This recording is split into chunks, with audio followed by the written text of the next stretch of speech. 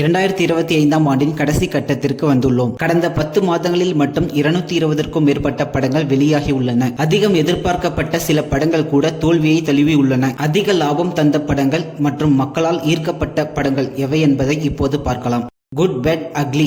அஜித் குமார், த்ரிஷா மற்றும் பலர் நடிப்பில் ஏப்ரல் 10ஆம் தேதி வெளியான படம் குட் பேட் அக்லி. இந்த படத்தை ஹார்திக் ரவிச்சந்திரன் இயக்கியிருந்தார். ஜி.வி. பிரகாஷ்குமார் இசை அமைத்திருந்தார். ரசிகர்களை திருப்திப்படுத்த வேண்டும் என்ற எண்ணத்தில் அஜித் டானாக நடித்திருந்த படம் குட் பேட் அக்லி. சுமார் 250 கோடி பட்ஜெட்டில் தயாரான இந்த படம் தமிழகத்தில் மட்டும் 100 கோடி வசூலை கடந்து லாபத்தை கொடுத்தது.